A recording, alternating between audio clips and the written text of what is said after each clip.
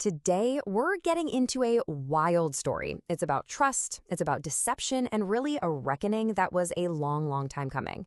We're going to break down an investment scam that went on for 6 years. And the best part? We're going to do it using the words of the victims themselves.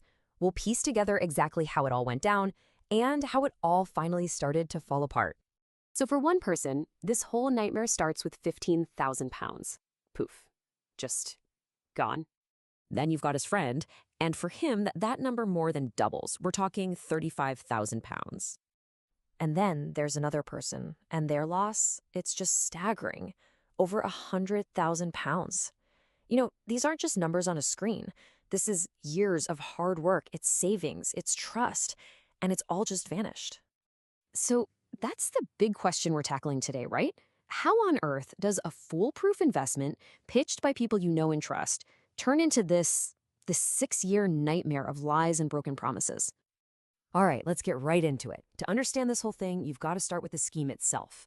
And like all the really successful cons, its real power was in just how simple it was. It felt like one of those too good to be true things, but for a long, long time, people really believed it was the real deal. So here's the pitch, and it was super straightforward. A bunch of people would pull their money together to buy up blocks of flats. Then the person running the show would supposedly flip those properties real quick, sell them for double what they paid. Take a small fee, and then everybody gets their profit. Simple, right? Super lucrative and, yeah, very, very appealing. And that's really the genius of it, isn't it? This simple 4-step promise. This wasn't some complicated Wall Street thing. It was just a clear, easy path to making money. You put your money in, you get double back. I mean, seriously, who's going to say no to that? Now, this is absolutely crucial. This wasn't some random person cold calling you. The whole scheme spread, kind of like a virus, through the most powerful network you can imagine: personal trust. People were brought in by their friends, by their own family, by people they'd known forever. And that, right there, is what made the pitch so easy to buy into. So the promise was a quick profit. How in the world did that turn into 6 agonizing years of waiting? Okay, this timeline really shows you the long game they were playing. The first investments we know of, way back in 2018. Think about that. But here's the crazy part. Even with years going by and no money coming back, they were still recruiting more people in 2020. And then came the perfect excuse for everything, didn't it? The pandemic. That bought the scammer at least 2 more years of delays. It actually wasn't until 2024 that it all started to click and people began to realize just how deep the deception went. I mean, you can just feel the shock in that quote, can't you? That moment when you finally look at the date you sent the money and you do the math. 6 years. It's a total gut punch, a realization of just how long you've been played. So how do you do it? How do you keep people on the hook for 6 whole years? Well, you become an absolute master of excuses.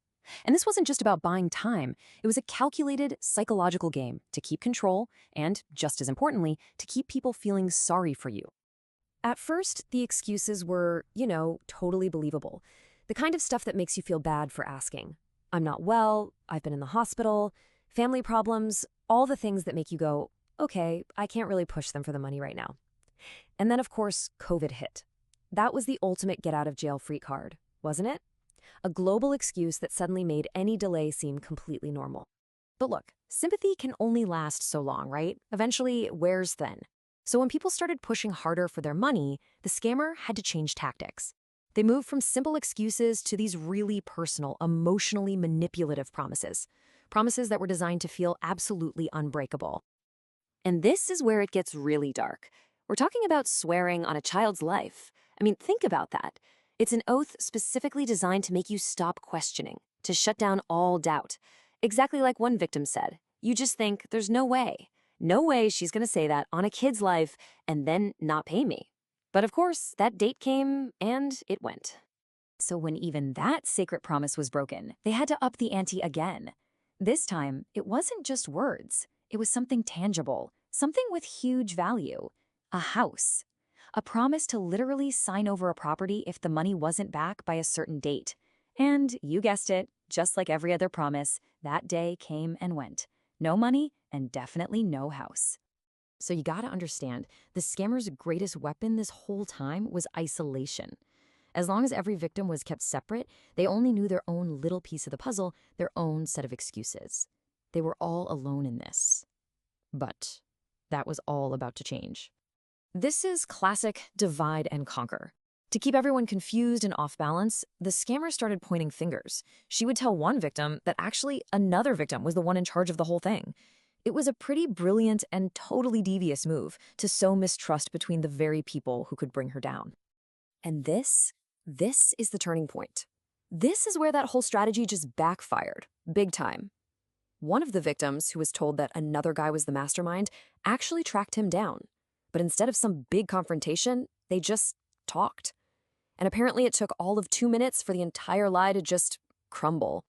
That quote right there, that's the sound of the whole thing unraveling.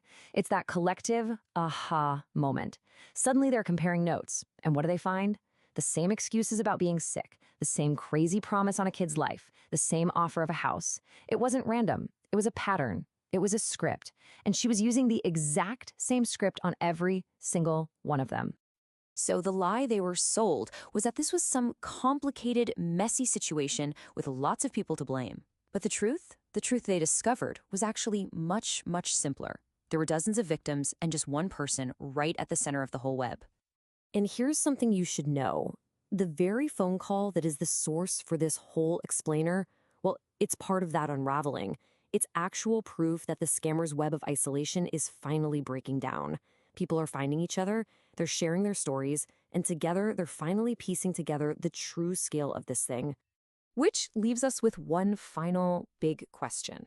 The victims have connected the dots. They know the truth now, and they know they're not alone anymore. But what happens next? Is finding each other the beginning of the end for this whole saga?